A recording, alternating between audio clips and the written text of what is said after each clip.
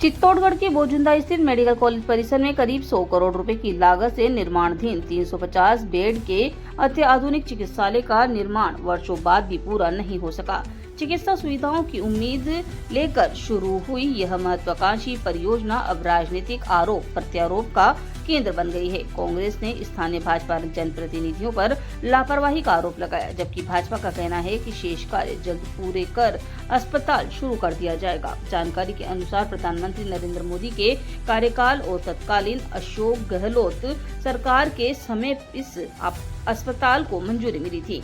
निर्माण कार्य शुरू हुआ, लेकिन पिछले कुछ वर्षों से बजट के अभाव में काम लगभग ठप हो गया है। अस्पताल में कैंटीन, पुलिस चौकी, पेयजल व्यवस्था सहित कई जरूरी कार्य अभी भी अधूरे पड़े हुए हैं। पूर्व राज्य मंत्री एवं कांग्रेस के वरिष्ठ नेता सुरेंद्र सिंह जाड़ावत ने कहा कि कांग्रेस सरकार ने वर्ष 2018 के बाद पहले ही बजट में इस अस्पताल को मंजूरी देकर निर्माण कार्य तेजी से शुरू कराया था। उन्होंने आरोप लगाया कि मात्र 11 से 12 करोड़ रुपए के अभाव में इतना बड़ा अस्पताल अधूरा पड़ा है और स्थानीय जनप्रतिनिधियों ने इसे पूरा कराने के लिए पर्याप्त प्रयास भी नहीं किए। उन्होंने सरकार से तत्काल बजट जारी कर अस्पताल शुरू करने की मांग की है। उधर सांसद सीपी जोशी और विधायक चंद्रभान सिंह आक्या ने कहा कि शेष कार्यों के लिए लगभग 15 से 16 करोड़ रुपए की आवश्यकता है, जिसे DMFT फंड एवं राज्य सरकार के सहयोग से स्वीकृत कराकर जल्द कार्य पूरा करा जाएगा। चित्तौड़गढ़ से संवाददाता गोपाल चतुर्वेदी की खास रिपोर्ट। बजट के अभाव में रुका हुआ था। पानी की जो व्यवस्था भी DFT फंड से करवा रहे हैं, और दूसरी जो भी वहाँ व्यवस्थाएं हैं, वहाँ पुलिस चौकी का मामला हो या पानी का मामला हो या जो भी चीज़ें वहाँ अटकी हुई थी, करीब 10-11 करोड़ की चीज़ें अटकी हुई थी, वो DFT फंड से हम लोग निकालेंगे और उन कामों को मैं सभी सांसद साहब और कलेक्टर साहब तीनों बैठ के बात करिए, चर्चा करिए, मीटिंग करिए और उस प्रोजेक्ट को जल्दी हम करेंगे। चोरी हो रहा है, चिकित्सक है वहाँ अधिकारी लग रहे हैं, और भी जो चिकित्सक की कमी है बैंड हटने के बाद हम और भी यहाँ नया भर्ती हो रहे हैं, उसमें यहाँ लगे।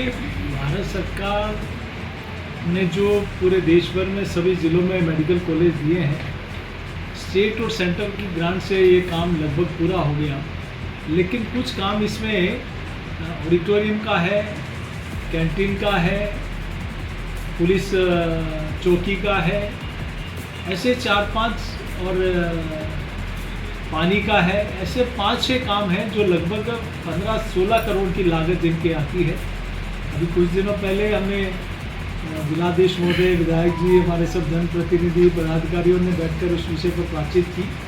दिल्ली और जयपुर मेरे हाथों हाथ जो संबंधित अधिकारियों से बातचीत की। इसमें जो पैसा लगता है हमने बातचीत करके जो पैसा सरकार से आएगा वो लेके आएंगे, और बाकी लगभग 10 करोड़ से ज़्यादा पैसा हमने DMFT के माध्यम से इसमें देने का निर्णय किया, ताकि इनिशियल स्टेज पे 6 महीने में वो काम पूरा करके इस हॉस्पिटल को वहाँ शिफ्ट कर दें, ताकि जो अत्याधुनिक बिल्डिंग बनी, आपको आश्चर्य होगा, राजस्थान का one of the best medical college है जहाँ सबसे बड़ा कैंपस बना है, तो वो उसकी सौगातें, अच्छी मशीनें लगेगी, अच्छे फैक्ट्री। देखिए, मेडिकल कॉलेज हम लोगों ने तो मुख्यमंत्री अशोक गहलोत साहब और मुख्यमंत्री थे 8 से 13, और मैं चित्तौड़ से विधायक चुन करके गया। तब यहाँ के मेडिकल कॉलेज की मैंने आवश्यकता महसूस की कि जहाँ मेडिकल कॉलेज है वहाँ की चिकित्सा व्यवस्थाएं बहुत अच्छी होती हैं। तो मैंने साहब से निवेदन करके और चित्तौड़ का मेडिकल कॉलेज उस वक्त के 13-14 के बजट में हमने मंजूर करवा दिया, लेकिन सरकार बदल गई।